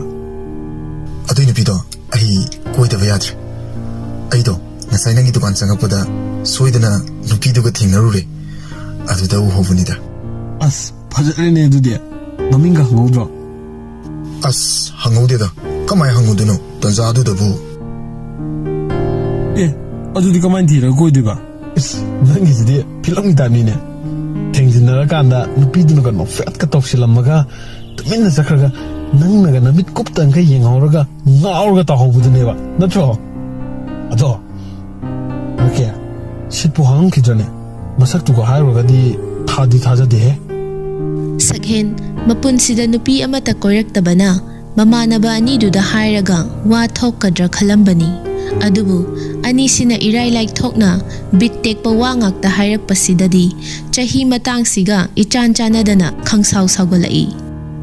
heminai thamu yare asi hairaga phone do fat kak thatli James to tik noktuna oi saukro mali ne sauradi sathibani ne se kamai thimne sidi angang masa oidana mithai pijarga thimni sunate era sibu wa oina tarodana hayeng loya ga ibani chalaga phajana themthara lore gaino somdasu nupi ani du numit tarega khangdaba makhai phurit singdu puthok tuna yengnari tanja duda pari su laikhom lainang itei khai halaklami ani dudi tungda kana lai mangda kana chatlige haibadu ubanate kaino nabani tawriduna piyon ba musalagi hairo ani du khonjel du da mamai du fat laithoraktuna daso karam ganda halaino khanghaudi ye kadai dei khangninge nabani bu pun khardi singaktani kaino thaja nokfet tawna mabungi manakta changsilaktuna daso nga kyam pharake yengose kompa ama puthoro ꯑꯗꯨꯒ ꯐꯖꯅ ꯈꯟꯗꯣꯛꯑꯒ ꯅꯆꯦ ꯉꯥꯟꯊꯣꯏꯒꯤꯁꯨ ꯈꯔ ꯄꯤꯈꯣꯀꯣ ꯍꯣꯏ ꯊꯥꯖꯗꯨ ꯉꯥꯟꯊꯣꯏꯗ ꯑꯃꯨꯛ ꯑꯣꯟꯁꯤꯜꯂꯛꯇꯨꯅ ꯁꯦ ꯉꯥꯛꯇꯪ ꯉꯥꯏꯈꯣꯀꯣ ꯉꯥꯟꯊꯣꯏ ꯄꯥꯔꯤꯗ ꯄꯩꯔꯞ ꯇꯧꯅ ꯌꯦꯡꯂꯛꯏ ꯆꯟ ꯑꯩꯒꯤꯗꯤ ꯄꯤꯗ꯭ꯔꯁꯨ ꯌꯥꯔꯦꯗ ꯌꯥꯔꯣꯏ ꯀꯩꯁꯨ ꯄꯤꯗꯣꯏꯅꯦ ꯑꯁꯤ ꯍꯥꯏꯔꯒ ꯊꯥꯖ ꯏꯃꯨꯡꯗ ꯍꯥꯊꯨ ꯍꯥꯊꯨ ꯆꯦꯟꯁꯤꯟꯈꯤ ꯑꯗꯨꯒ ꯀꯣꯝꯄꯥꯛ ꯑꯅꯤꯒ ꯃꯈꯨꯠ ꯑꯣꯏꯗꯅ ꯄꯣꯂꯤꯊꯤꯟ ꯆꯦꯔꯪ ꯑꯃꯁꯨ ꯄꯥꯏꯔꯤ ꯑꯗꯨꯒ ꯀꯣꯝꯄꯥꯛꯇꯨꯗ ꯉꯥꯗꯣ ꯍꯩꯗꯣꯛꯄꯗ ꯊꯥꯖ ꯃꯃꯤꯠꯀ ꯂꯥꯎꯊꯣꯛꯇꯨꯅ ꯑꯌꯥ ꯗꯥꯁꯣ ꯉꯥ ꯃꯌꯥꯝꯁꯤꯗꯤ ꯁꯤꯗꯤ ꯌꯥꯝꯃꯕꯅꯤꯅ ꯑꯩ ꯈꯔ ꯌꯣꯜꯂꯨꯔꯒꯦ ꯃꯇꯧꯗꯨꯗ ꯉꯥꯟꯊꯣꯏꯁꯨ ꯅꯣꯛꯂꯒ ꯉꯥꯗꯨ ꯈꯟꯕ ꯌꯥꯎꯁꯤꯜꯂꯤ ꯄꯥꯔꯤꯗꯁꯨ ꯍꯥꯏꯐꯦꯠ ꯌꯦꯡꯉꯤ ꯗꯥꯆꯣ ꯅꯁꯥꯗꯣ ꯁꯦꯡꯗꯣꯛꯎꯔꯣ ꯅꯠꯇ꯭ꯔꯗꯤ ꯂꯩꯈꯣꯝꯗꯣ ꯀꯟꯖꯤꯟꯈ꯭ꯔꯗꯤ ꯊꯥꯗꯣꯛꯄ ꯋꯥꯕꯅꯦ ꯂꯨꯔꯗꯨꯅꯦ ꯉꯥꯏꯍꯥꯛ ꯁꯨꯝ ꯄꯣꯊꯥꯕꯅꯤꯗ ꯑꯗꯣ ꯉꯥꯟꯊꯣꯏ ꯅꯪꯁꯨ ꯂꯩꯔꯤꯁꯦ ꯀꯨꯏꯃꯟꯈ꯭ꯔꯦ ꯌꯨꯝꯗ ꯉꯥꯡꯉꯝꯃꯅꯤ ꯍꯧꯖꯤꯛꯇꯤ ꯑꯩꯁꯨ ꯂꯥꯛꯑꯕꯅꯤꯅ ꯅꯪꯁꯨ ꯆꯠꯅꯕ ꯇꯧꯔꯣꯗꯅ ꯅꯪ ꯂꯥꯛꯑꯒꯅꯦ ꯑꯩꯅ ꯂꯩꯊꯗꯣꯏꯁꯦ ꯄꯥꯔꯤ ꯉꯥꯟꯊꯣꯏꯒꯤ ꯋꯥꯗꯨꯗ ꯃꯃꯤꯠꯀ ꯐꯠ ꯐꯠ ꯀꯨꯞꯂꯒ ꯃꯆꯤꯟꯕꯥꯟ ꯈꯖꯤꯛ ꯆꯤꯡꯗꯨꯅ ꯉꯁꯤ ꯑꯉꯥꯡ ꯃꯃꯥꯡꯁꯤꯗ ꯗꯥꯁꯣ ꯑꯗꯨ ꯍꯥꯏꯕꯕꯨ ꯀꯩꯗꯧꯒꯦ ꯆꯨꯝꯕꯨ ꯆꯨꯝꯗ꯭ꯔꯣ ꯆꯦꯅ ꯍꯥꯏꯁꯦ ꯉꯥꯟꯊꯣꯏꯗꯨ ꯅꯣꯛꯃꯤ ꯅꯣꯛꯃꯤ ꯇꯧꯗꯨꯅ ꯋꯥ ꯈꯪꯈ꯭ꯔꯕ ꯏꯆꯟꯅꯤꯗ ꯌꯥꯔꯦꯀꯣ ꯅꯕꯥꯅꯤꯃꯛ ꯆꯩ ꯆꯥꯔꯛꯀꯅꯤꯍꯦ ꯑꯁꯤ ꯍꯥꯏꯔꯒ ꯄꯥꯔꯤ ꯅꯣꯛꯐꯦꯠ ꯇꯧꯅ ꯁꯥꯄꯣꯟꯗꯨ ꯄꯥꯏꯔꯒ ꯄꯨꯈ꯭ꯔꯤ ꯂꯩꯔꯤꯕ ꯑꯗꯣꯝꯗ ꯆꯠꯈ꯭ꯔꯦ ꯍꯥꯏꯁꯨ ꯍꯥꯏꯕꯅꯤꯁꯦ ꯅꯪ ꯈꯔ ꯊꯨꯅ ꯑꯩꯈꯣꯏꯗ ꯂꯥꯛꯑꯣꯕ ꯑꯩꯈꯣꯏ ꯗꯥꯁꯣ ꯏꯕꯥꯅꯤꯈꯛ ꯂꯩꯕꯁꯦ ꯅꯨꯡꯉꯥꯏꯇꯦꯕ ꯑꯩ ꯅꯣꯏ ꯗꯥꯆꯧꯒ ꯑꯝꯇꯪ ꯇꯥꯟꯅꯔꯛꯈꯤꯒꯦ ꯃꯥꯅ ꯌꯥꯗ꯭ꯔꯁꯨ ꯑꯩꯅ ꯑꯗꯨꯝ ꯂꯥꯛꯑꯗꯧꯅꯦ ꯊꯥꯖ ꯃꯣꯃꯣꯟ ꯅꯣꯛꯇꯨꯅ ꯍꯣꯏꯅꯦ ꯑꯗꯨꯃꯥꯏꯅ ꯅꯨꯄꯤ ꯊꯣꯛꯑꯣꯕ ꯑꯁꯨꯝꯅ ꯉꯥꯟꯊꯣꯏꯁꯨ ꯆꯠꯈ꯭ꯔꯦ ꯁꯣꯝꯗꯅ ꯐꯣꯟꯗꯨ ꯊꯝꯅꯔꯕ ꯇꯨꯡꯗ ꯃꯈꯣꯡ ꯑꯅꯤꯒ ꯀꯥꯔꯟ ꯆꯟꯁꯤꯜꯂꯒ ꯁꯛꯍꯦꯟ ꯐꯃꯨꯡꯗꯨꯗ ꯉꯥꯊꯔꯒ ꯐꯝꯗꯨꯅ ꯍꯧꯖꯤꯛꯇ ꯏꯪꯈꯠꯂꯛꯄꯒꯨꯝ ꯑꯄꯥꯝ ꯅꯨꯡꯁꯤ ꯐꯥꯎꯔꯛꯄꯒꯤ ꯄꯥꯈꯪ ꯃꯆꯥꯗꯨ ꯃꯉꯥꯏꯔꯦ ꯇꯧꯔꯤꯕꯗꯨ ꯃꯣꯃꯣꯟꯒ ꯅꯣꯛꯂꯒ ꯋꯥꯈꯜ ꯑꯃꯗ ꯀꯟꯅ ꯇꯥꯎꯔꯤ ꯅꯪꯕꯨ ꯀꯅꯥꯅꯣ ꯀꯅꯥꯝꯇꯅ ꯄꯥꯅꯕ ꯉꯝꯗ꯭ꯔꯕ ꯁꯥꯊꯤ ꯍꯥꯏꯅꯔꯤꯕ ꯑꯩꯁꯦ ꯅꯪꯕꯨ ꯎꯕꯗ ꯂꯣꯟꯊꯣꯛꯇ꯭ꯔꯕ ꯃꯨꯔꯇꯤ ꯑꯃꯒꯨꯝ ꯇꯨꯃꯤꯟꯅ ꯌꯦꯡꯗꯨꯅ ꯂꯩꯍꯧꯔꯤꯕꯅ ꯀꯔꯤꯒꯤ ꯅꯠꯇꯦ ꯑꯩꯕꯨ ꯉꯥꯎꯔꯕ ꯍꯥꯏꯗꯨꯔ ꯑꯁ ꯃꯤ ꯈꯨꯗꯤꯡꯃꯛꯀꯤ ꯅꯨꯡꯁꯤꯕꯁꯤꯕꯨ ꯑꯩꯅ ꯉꯁꯤ ꯇꯧꯔꯤꯕꯁꯤꯒꯨꯝꯅ ꯂꯣꯏꯅ ꯇꯧꯕ ꯖꯥꯠꯂꯥ ꯅꯪꯒꯤ ꯇꯔꯨ ꯇꯔꯨꯕ ꯃꯤꯁꯅ ꯑꯅꯤꯗꯨꯅ ꯑꯩꯒꯤ ꯊꯃꯣꯏꯕꯨ ꯍꯨꯗꯨꯅ ꯄꯨꯔꯤꯕꯁꯦ ꯁꯛꯍꯦꯟ ꯃꯁꯥꯗꯨ ꯈꯖꯤꯛ ꯇꯤꯡꯊꯣꯛꯇꯨꯅ ꯃꯅꯤꯄꯨꯔꯁꯤꯕꯨ ꯀꯌꯥꯝ ꯆꯥꯎꯕ ꯂꯝꯅꯣ ꯑꯩ ꯃꯥꯕꯨ ꯁꯣꯏꯗꯅ ꯐꯪꯅꯕ ꯊꯤꯒꯅꯤ ꯅꯪꯅ ꯐꯅꯌꯥꯝ ꯈꯨꯗꯣꯡꯊꯤꯕ ꯃꯐꯝꯗ ꯂꯩꯔꯝꯃꯕꯁꯨ ꯅꯪꯕꯨ ꯐꯪꯅꯕ ꯍꯣꯠꯅꯕꯗ ꯑꯀꯤꯕ ꯑꯝꯇꯕ ꯌꯥꯎꯗꯅ ꯃꯅꯨꯡꯗ ꯇꯥꯔꯝꯂꯕꯁꯨ ꯆꯣꯡꯁꯤꯟꯗꯨꯅ ꯂꯧꯒꯅꯤ ꯇꯁꯦꯡꯅ ꯅꯨꯄꯥꯁꯤ ꯑꯉꯥꯎꯕꯅꯤ ꯍꯥꯏꯁꯤꯔꯥ ꯅꯠꯇ꯭ꯔꯒ ꯅꯨꯡꯁꯤ ꯃꯩꯆꯥꯛꯅ ꯆꯥꯛꯄꯅꯤ ꯍꯥꯏꯁꯤꯔꯥ ꯑꯣꯏꯅꯤꯡꯕ ꯑꯃ ꯑꯣꯏꯔꯁꯅꯨ ꯄꯨꯝꯅꯃꯛ ꯅꯣꯡꯗꯝꯕ ꯃꯥꯒꯤ ꯊꯧꯁꯤꯜꯅꯤ ꯉꯥꯏꯍꯥꯛ ꯑꯁꯨꯝꯅ ꯂꯩꯔꯕ ꯇꯨꯡꯗ ꯁꯛꯍꯦꯟꯁꯨ ꯇꯨꯝꯊꯈ꯭ꯔꯦ ꯊꯥꯔꯤꯛꯁꯨ ꯃꯆꯥꯒꯤ ꯏꯁꯧꯗ ꯆꯥꯛ ꯆꯥꯁꯤꯒ ꯍꯧꯗꯣꯛꯂꯨꯗ꯭ꯔꯦ ꯗꯥꯏꯅꯤꯡ ꯇꯦꯕꯜ ꯑꯗꯨꯗ ꯆꯥꯛꯇꯨ ꯊꯤꯔꯒ ꯐꯖꯅ ꯀꯨꯞꯇꯨꯅ ꯊꯝꯕꯤꯔꯝꯃꯤ ꯅꯣꯡꯃꯇ ꯑꯁꯨꯝꯅ ꯇꯧꯗꯕ ꯃꯆꯥꯅꯨꯄꯥꯅꯤ ꯉꯁꯤꯗꯤ ꯆꯥꯛ ꯏꯁꯤꯡ ꯆꯥꯕꯒ ꯃꯊꯣꯡ ꯈꯪꯗ꯭ꯔꯦ ꯀꯌꯥꯝ ꯀꯨꯏꯅ ꯇꯨꯝꯂꯨꯔꯕꯅꯣ ꯃꯤꯀꯞ ꯊꯣꯛꯂꯛꯄꯗ ꯂꯣꯏꯔꯦ ꯄꯨꯛꯇꯨꯗꯤ ꯅꯣꯡꯖꯨ ꯄꯟꯊꯥꯒꯤ ꯑꯈꯥꯛ ꯑꯔꯥꯎ ꯈꯣꯡꯕꯗꯨ ꯃꯉꯥꯏꯔꯦ ꯃꯇꯝꯗꯨꯁꯨ ꯅꯣꯡꯉꯥꯜꯂꯝꯗꯥꯏ ꯄꯨꯡ 3 ꯇꯥꯔꯝꯂꯦ ꯁꯛꯍꯦꯟ ꯐꯨꯛ ꯍꯧꯒꯠꯇꯨꯅ ꯀꯤꯆꯟ ꯇꯝꯅ ꯒ꯭ꯔꯣꯡ ꯒ꯭ꯔꯣꯡ ꯆꯦꯟꯊꯔꯛꯏ ꯊꯥꯔꯤꯛꯁꯨ ꯃꯆꯥ ꯀꯨꯝꯊꯔꯛꯄꯒꯤ ꯃꯈꯣꯜꯗꯨ ꯇꯥꯔꯗꯨꯅ ꯊꯣꯛꯂꯛꯏ 이마씨 ꯀꯩ ꯌꯦꯟꯖꯥꯡ ꯊꯣꯡꯏꯅꯣ ꯍꯧꯖꯤꯛꯇ ꯆꯥꯛ ꯂꯥꯝꯃꯛꯑꯕꯣ ꯍꯪꯒꯥꯝ ꯊꯣꯡꯕꯅꯤ ꯏꯪꯉꯝꯃꯅꯤ ꯈꯔ ꯁꯥꯍꯜꯂꯛꯎꯔꯣ ꯅꯣꯏ ꯄꯥꯕꯨꯡꯅ ꯍꯪꯒꯥꯝ ꯁꯥꯕꯁꯤꯅ ꯃꯁꯥ ꯈꯔ ꯅꯨꯡꯉꯥꯏꯅ ꯊꯣꯡꯉꯕꯅꯤ ꯁꯥꯟꯕꯒ ꯂꯥꯏꯔꯤ ꯑꯩꯅꯦ ꯍꯪꯒꯥꯝ ꯆꯥꯃꯟꯗꯅꯅꯦ ꯁꯟꯅ ꯀꯣꯏꯇꯥꯟ ꯇꯥꯟꯅꯔꯕꯅꯤꯀꯣ ꯑꯗꯨ ꯑꯩꯉꯣꯟꯗ ꯍꯥꯏꯔꯛꯀꯅꯨ ꯅꯨꯄꯤ ꯊꯤꯌꯨ ꯌꯥꯗꯕ ꯅꯪꯗꯤ ꯈꯔ ꯈꯥꯡꯕ ꯇꯥꯕꯅꯤ ꯑꯣ ꯃꯥꯒꯤꯅ ꯍꯥꯏꯔꯗꯤ ꯑꯩꯈꯣꯏꯒꯁꯦ ꯀꯩꯝ ꯑꯣꯏꯗꯅ ꯈꯟꯕꯩ ꯋꯥꯅꯤꯅꯦ ꯑꯩꯅ ꯆꯥꯅꯤꯡꯗꯕ ꯉꯥꯛꯇ ꯈꯟꯗꯅ ꯊꯣꯡꯗꯅ ꯐꯩ ꯍꯌꯦꯡ ꯑꯩꯈꯣꯏꯒꯤꯗꯣ ꯂꯥꯛꯑꯀꯥꯟꯗꯗꯤꯅꯦ ꯑꯩꯁꯨ ꯇꯧꯒꯦꯕ ꯇꯧ ꯑꯩꯈꯣꯏ ꯀꯩꯁꯨ ꯍꯥꯏꯖꯔꯣꯏꯀꯣ ꯁꯛꯍꯦꯟ ꯃꯃꯥꯗ ꯄꯩꯔꯞ ꯌꯦꯡꯂꯛꯏ ꯑꯗꯨꯒ ꯗꯥꯏꯅꯤꯡ ꯆꯦꯌꯔ ꯑꯃ ꯆꯤꯡꯊꯣꯛꯇꯨꯅ ꯐꯝꯊꯩ ꯆꯥꯛꯇꯨ ꯈꯔ ꯈꯣꯊꯗꯨꯅ ꯆꯥꯕ ꯍꯧꯏ ꯉꯥꯏꯈꯣꯅꯦ ꯅꯪꯕꯣ ꯍꯦꯟꯖꯥꯡꯗꯣ ꯈꯔ ꯁꯥꯍꯜꯂꯛꯈꯤꯒꯦꯅꯦ ꯌꯥꯔꯦ ꯍꯌꯦꯡ ꯑꯩꯈꯣꯏꯒꯤꯗꯣ ꯂꯥꯛꯑꯀꯥꯟꯗꯅꯦ ꯑꯁꯥ ꯕꯣꯏꯅꯅꯦ ꯅꯨꯡꯇꯤꯒꯤ ꯆꯥꯖꯔꯒꯦ ꯌꯦꯡꯉꯨꯅꯦ ꯃꯁꯦ ꯑꯩꯅꯒ ꯃꯉꯣꯟꯗ ꯊꯑꯣꯏꯅ ꯑꯌꯤꯡꯕ ꯄꯤꯖꯕꯗꯣ ꯉꯥꯏꯌꯦꯕ ꯅꯪꯅꯦ ꯆꯍꯤꯗꯣ ꯑꯉꯥꯡ ꯅꯠꯇ꯭ꯔꯕꯅꯤꯀꯣ 이마씨 ꯑꯩ ꯆꯥꯛꯁꯦ ꯑꯝꯇ ꯒ꯭ꯌꯥꯟ ꯇꯥꯅ ꯆꯥꯈꯤꯒꯦ ꯇꯨꯝꯃꯨꯔꯣ ꯆꯠꯂꯣ ꯍꯦꯟꯖꯥꯡꯅꯒ ꯈꯔ ꯆꯥꯅꯤꯡꯗꯕꯒꯀꯣ ꯄꯦꯠ ꯁꯨꯝ ꯉꯥꯡ ꯂꯩꯅꯦꯕ ꯊꯥꯔꯤꯛꯁꯨ ꯃꯆꯥꯒꯤ ꯃꯑꯣꯡ ꯈꯪꯕꯅ ꯍꯦꯟꯖꯤꯜꯂꯨꯔꯕꯗꯤ ꯑꯐꯕ ꯑꯣꯏꯔꯔꯣꯏ ꯈꯪꯂꯗꯨꯅ ꯋꯥ ꯃꯈꯥ ꯇꯥꯔꯝꯗ ꯇꯨꯃꯤꯟ ꯆꯪꯈ꯭ꯔꯦ ꯁꯛꯍꯦꯟꯁꯨ ꯆꯥꯕꯝ ꯊꯣꯛꯄ ꯈꯔ ꯆꯥꯔꯒ ꯕꯦꯁꯤꯟꯗ ꯃꯈꯨꯠꯇꯣ ꯍꯥꯝꯗꯨꯅ ꯃꯥꯒꯤ ꯔꯨꯝ ꯇꯝꯅ ꯂꯥꯛꯂꯤ ꯑꯗꯨꯒ ꯋꯥꯁꯔꯨꯝꯗ ꯑꯃꯨꯛ ꯆꯪꯗꯨꯅ ꯁꯤꯒꯔꯦꯠ ꯕꯣꯛꯁ ꯑꯗꯨꯗꯒꯤ ꯃꯆꯩ ꯑꯃ ꯁꯠꯇꯣꯛꯂꯒ ꯄꯐ ꯑꯃ ꯑꯅꯤ ꯐꯠ ꯆꯤꯡꯗꯨꯅ ꯐꯃꯨꯡꯂꯣꯝꯗ ꯑꯃꯨꯛ ꯂꯥꯛꯏ ꯐꯔꯛ ꯇꯥꯅ ꯃꯤꯀꯞ ꯊꯣꯛꯂꯛꯄꯅ ꯇꯨꯝꯊꯕ ꯌꯥꯔꯔꯣꯏ ꯈꯟꯗꯨꯅ ꯐꯣꯟꯗꯣ ꯑꯃꯨꯛ ꯂꯣꯛ ꯍꯥꯡꯉꯤ ꯍꯦꯛ ꯍꯥꯡꯕꯒ ꯅꯣꯇꯤꯐꯤꯀꯦꯁꯟ ꯑꯃ ꯐꯠ ꯄꯥꯏꯁꯤꯜꯂꯛꯏ ꯔꯥꯏꯅꯥꯅ ꯄꯨꯡ 12ꯗ ꯋꯤꯁ ꯄꯤꯕꯒꯤ ꯑꯣꯏꯔꯝꯃꯤ ꯁꯛꯍꯦꯟ ꯏꯉꯛ ꯉꯛꯅ ꯔꯥꯏꯅꯥꯒꯤꯅꯤꯅꯦ ꯀꯩ ꯍꯥꯏꯔꯛꯏꯖꯥꯠꯅꯣ ꯑꯁꯤ ꯍꯥꯏꯔꯒ ꯁꯛꯍꯦꯟ ꯊꯥꯔꯛꯂꯤꯕ ꯇꯦꯛꯁ ꯑꯗꯨꯗ ꯆꯪꯂꯒ ꯌꯦꯡꯉꯤ A very happy birthday to you. May God bless you and give life, Sakhen Sana. ꯃꯦꯁꯦꯖꯇꯨ ꯄꯥꯔꯕ ꯇꯨꯡꯗ ꯁꯛꯍꯦꯟ ꯃꯕꯨꯛꯅꯤꯡ ꯅꯨꯡꯁꯤꯕ ꯐꯥꯎꯔꯛꯏ ꯊꯤꯟꯊꯗꯅ ꯔꯤꯄ꯭ꯂꯥꯏ ꯍꯟꯅꯕ ꯇꯥꯏꯄꯤꯡ ꯇꯧꯏ ꯔꯥꯏꯅꯥ ꯑꯁ ꯀꯨꯏꯕꯁꯦ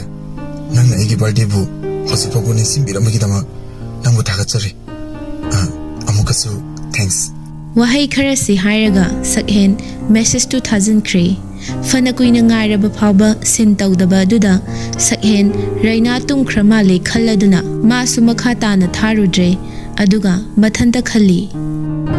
ꯑꯩꯗꯤ ꯍꯌꯦꯡꯁꯤ ꯑꯩꯒꯤ ꯕꯥꯔꯗꯦꯅꯤ ꯍꯥꯏꯕ ꯀꯥꯎꯏꯅꯦ ꯑꯁ ꯈꯪꯗ꯭ꯔꯦꯗ ꯃꯤꯔ ꯂꯥꯏꯔ ꯈꯪꯗꯕ ꯑꯃ ꯊꯦꯡꯅꯔꯨꯗꯅ ꯑꯁ ꯀꯣꯛꯀꯁꯦ ꯂꯣꯏꯅ ꯆꯥꯛꯑꯦꯗ ꯇꯜꯂꯦꯗ ꯑꯩ ꯕꯥꯔꯗꯦꯒ ꯑꯝ ꯇꯧꯔꯔꯣꯏ ꯑꯁꯤ ꯍꯥꯏꯔꯒ ꯁꯛꯍꯦꯟ ꯅꯣꯛꯐꯦꯠ ꯇꯧꯅ ꯊꯥꯖꯗꯅ ꯊꯦꯡꯖꯤꯟꯈꯤꯕ ꯂꯦꯡꯕꯥꯟ ꯑꯗꯨꯗ ꯃꯈꯨꯠꯇꯨꯅ ꯑꯃꯨꯛ ꯅꯥꯜꯂꯤ ꯅꯨꯃꯤꯠꯇꯨꯗꯒꯤ ꯁꯛꯍꯦꯟꯒꯤ ꯊꯃꯣꯏꯗ ꯊꯥꯖꯒꯤ ꯃꯐꯝ ꯃꯆꯥ ꯑꯃ ꯀꯟꯕ ꯍꯧꯈ꯭ꯔꯕꯅꯤ ꯁꯣꯝꯗꯅ ꯃꯆꯤꯟ ꯃꯧꯄꯥ ꯑꯅꯤꯗꯨ ꯊꯝꯕꯧ ꯇꯥꯟꯕ ꯂꯥꯛꯂꯤ ꯊꯥꯖ ꯃꯁꯝꯗꯣ ꯍꯤꯌꯔ ꯀ꯭ꯂꯆꯔ ꯑꯃꯅ ꯋꯥꯡꯅ ꯄꯨꯟꯈꯠꯂꯤ ꯃꯀꯣꯛꯇꯨꯁꯨ ꯐꯤ ꯑꯁꯥꯡꯕ ꯑꯃꯅ ꯌꯦꯠꯁꯤꯜꯂꯤ ꯐꯅꯦꯛꯇꯨ ꯀꯧꯔꯞ ꯁꯦꯠꯇꯨꯅ ꯈꯥꯎ ꯑꯃ ꯌꯥꯜꯂꯒ ꯃꯆꯤꯟ ꯃꯧꯄꯥ ꯊꯣꯛꯃꯤꯟꯅꯔꯛꯏ ꯄꯥꯔꯤ ꯈꯣꯡꯒ꯭ꯔꯥꯎ ꯃꯇꯣꯟꯗꯣ ꯍꯥꯏꯐꯦꯠ ꯊꯦꯛꯀꯠꯇꯨꯅ ꯃꯈꯨꯠꯇ ꯌꯣꯝꯄꯥꯛ ꯑꯃꯁꯨ ꯄꯥꯏꯗꯨꯅ ꯁꯨꯝ ꯂꯥꯛꯄꯗ ꯂꯝꯕꯤꯗ ꯊꯧꯕꯒ ꯑꯃꯨꯛ ꯊꯦꯡꯅꯔꯦ ꯊꯧꯕ ꯒꯥꯔꯤꯗꯣ ꯍꯥꯏꯐꯦꯠ ꯈꯥꯝꯗꯨꯅ ꯄꯥꯔꯤ ꯄꯥꯗ ꯆꯠꯇꯣꯏꯔꯣ ꯎꯅꯗꯕꯁꯨ ꯀꯨꯏꯔꯦ ꯅꯣꯡꯃꯗ ꯄꯨꯟꯁꯤꯗꯅ ꯍꯣꯏ ꯌꯥꯏꯌꯦ ꯅꯪꯁꯨ ꯆꯨꯝꯅ ꯁꯨꯝ ꯂꯥꯛꯄ꯭ꯔꯣ ꯂꯥꯛꯏꯅꯦ ꯀꯨꯏꯅ ꯂꯥꯛꯎꯗꯕꯅꯔ ꯁ꯭ꯋꯥꯏꯁꯦ ꯌꯥꯝ ꯍꯣꯡꯉꯝꯃꯦꯅꯦ ꯊꯥꯖꯗ ꯌꯦꯡꯂꯒ ꯍꯥꯏꯔꯛꯄ ꯋꯥꯅꯤ ꯊꯥꯖ ꯋꯥꯗꯨ ꯇꯥꯕꯗ ꯃꯕꯨꯛꯅꯤꯡꯗ ꯈꯜꯂꯤ ꯁ꯭ꯋꯥꯏꯁꯦ ꯌꯥꯝ ꯍꯣꯡꯉꯝꯃꯦ ꯀꯥꯏꯅ ꯃꯁꯛꯁꯤꯒ ꯀꯩꯗꯧꯕ ꯂꯥꯛꯏꯅꯣ ꯈꯪꯗꯦꯅꯦ ꯏꯁꯣꯔꯁꯤꯁꯨꯕ ꯑꯁꯤꯒꯨꯝꯕ ꯐꯠꯇꯕ ꯃꯤꯁꯤꯡꯁꯦ ꯀꯩꯗꯧꯅ ꯄꯣꯛꯑꯝꯃꯤꯅꯣ ꯈꯪꯗꯦꯕ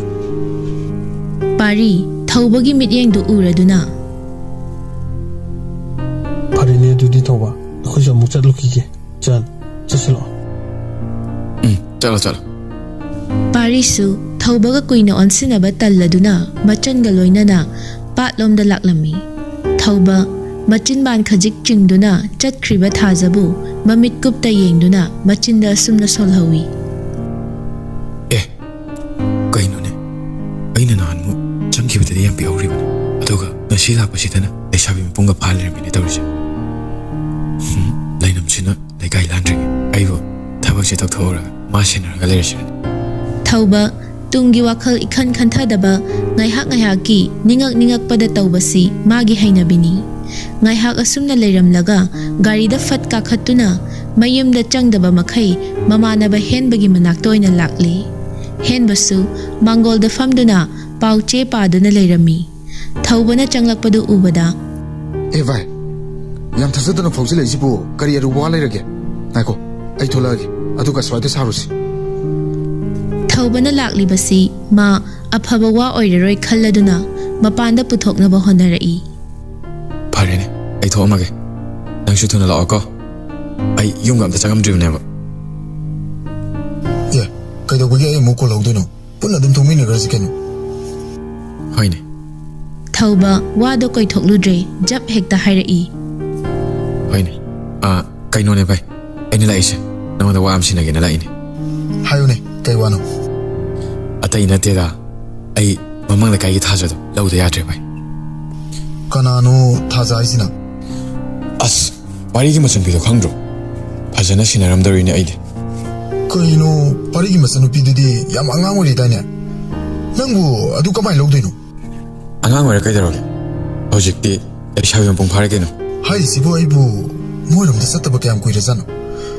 ꯉꯁꯤ ꯈꯛꯇ ꯂꯥꯛꯄ ꯅꯪꯅ ꯍꯥꯏꯔꯤꯁꯤꯅ ꯀꯨꯏꯔꯝꯃꯅꯤ ꯀꯩꯅꯣ ꯑꯗꯨꯅ ꯈꯪꯗ꯭ꯔꯤ ꯅꯠꯇ꯭ꯔꯣ ꯑꯗꯨꯒꯤ ꯋꯥꯈꯜꯗꯨꯅ ꯀꯗꯥꯏꯗꯒꯤ ꯑꯃꯨꯛ ꯂꯤꯠꯁꯤꯜꯂꯒ ꯈꯜꯂꯨꯔꯤꯕ ꯑꯩꯁꯨ ꯅꯍꯥꯟꯈꯩꯗꯤ ꯈꯜꯂꯨꯗꯕꯅꯦꯕ ꯑꯗꯣ ꯉꯁꯤꯗꯤ ꯂꯥꯏꯁꯤꯅ ꯍꯦꯛ ꯏꯟꯁꯤꯜꯂꯛꯇꯅ ꯍꯧꯖꯤꯛꯇꯣ ꯂꯝꯕꯤꯗ ꯂꯥꯛꯄꯗ ꯃꯥꯒ ꯍꯦꯛ ꯊꯦꯡꯅꯔꯨꯔꯦ ꯑꯗꯨꯗ ꯃꯁꯛꯇꯨ ꯎꯕꯗ ꯈꯪꯄꯥꯝ ꯄꯥꯝꯃꯛꯄꯩ ꯋꯥꯅꯤ ꯊꯧꯕꯒꯤ ꯋꯥꯗꯨ ꯍꯦꯟꯕꯅ ꯈꯖꯤꯛ ꯌꯥꯅꯤꯡꯗꯅ ꯇꯨꯀꯠꯆꯩꯀꯣ ꯌꯥꯝ ꯑꯣꯛꯇꯕ ꯃꯥꯜꯂꯦ ꯅꯪꯒꯤ ꯍꯥꯟꯅꯒꯤ ꯃꯌꯥꯝꯗꯨꯅ ꯀꯗꯥꯏ ꯆꯠꯈ꯭ꯔꯕ